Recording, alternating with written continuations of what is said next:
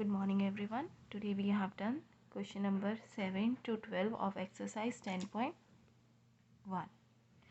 So here I hope that it is clear to you question number 1 to 6. Now we will be doing question number 7. The cost of sugar is 34 per kg, rupees 34 per kg. What is the cost of 1.5 kg of sugar? Also find the cost of 20.5 kg of sugar. So here per kg cost of sugar per kg is given rupees 34, and you have to find out the cost of 1.5 kg of sugar and cost of 20.5 kg of sugar. 1.5 you can say that 1.5 kg or 1 kg 500 grams. Here also 20.5 kg or 20 kg 500 grams.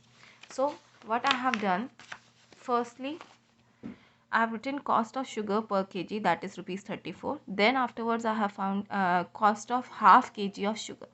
So half kg will be multiplied with 34, not divided, multiply.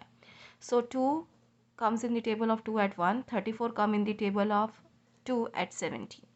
3 doesn't come in the table of 2, 2 comes in the table of 2 at 1, then we will keep this 1 in front of 4, then it will become 14, and 14 comes in the table of 2 at 7. Now rupees 17 means cost of half kg of sugar is rupees 17. So cost of 1.5 kg of sugar will be 34 plus 17, right? This is 1 kg sugar, cost of 1 kg sugar, and this is the cost of half kg sugar. So 34 plus 17, 7 plus 4 is 11, 1 here, 1 up. 1 plus 3 is 4 plus 1, 5. So rupees 51. Now the cost of 20 kg of sugar. Here we have to find 20.5 kg, but as already we have find it out half kg. 0.5 is equals to 0.5 kg is equals to 500 grams, or you can say half kg. So cost of 20 kg of sugar, 20 will be multiplied with 1 kg of sugar, cost of 1 kg of sugar. So 20 multiplied with 34. Now 20 multiplied by 2, we will multiply with 34. 2 4s are 8 and 2 3 the 6, and here you can put 20. So afterwards then I have put 0 here. Okay, then here cost of 20.5 kg of sugar, what you will do, 680 plus this half kg of sugar. Half kg of sugar, cost of half kg of sugar is 17. So 0 plus 7 is 7. 8 plus 1 is 9 and 6 here. So 697 is the cost of 20.5 kg of sugar. Now in a flower bed, question number 8. This I have given you homework because this type of questions you must have done in class 3rd and 4th also. So here 612 in flower bed, 612 flower pots are arranged in 18 rows. If there are an equal number of pots in each row, find the number of flower pots in each row. So here in a flower bed, 612 flower pots are arranged in 18 rows if there are an equal number of pots in each row.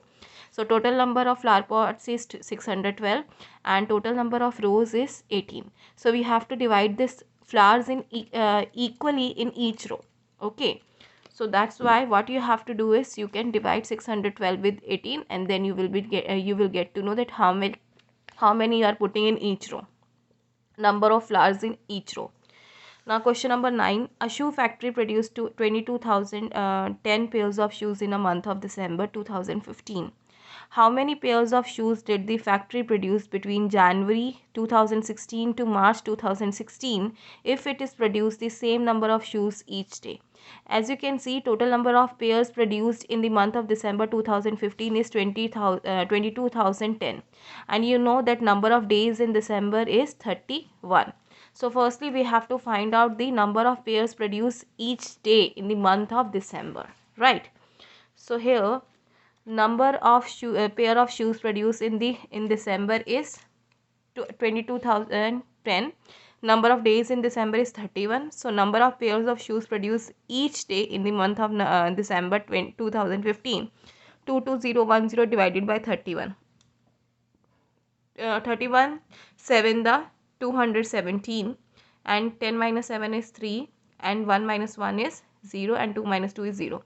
So we will bring this 1 down. 31 come in the table of 31 at 1. So and this 0 we will bring down, and 0 we will write up. So rupees so 710. So total number of shoes produced is 710. Now, number of days in January 2016 is 31. Number of days in February 2016 is 29 because 2016 was a leap year. Okay, so 29 days.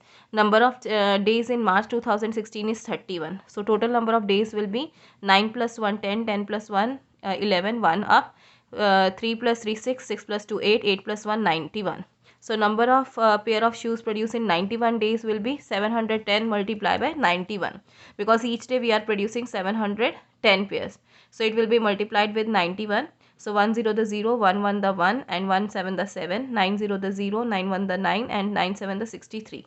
So 0, 1 plus 0 1, 7 plus 9 is 16, 1, 3 plus 1 is 4 and 6. So 64,610 pair of shoes will be produced in the month of January, February and March 2016.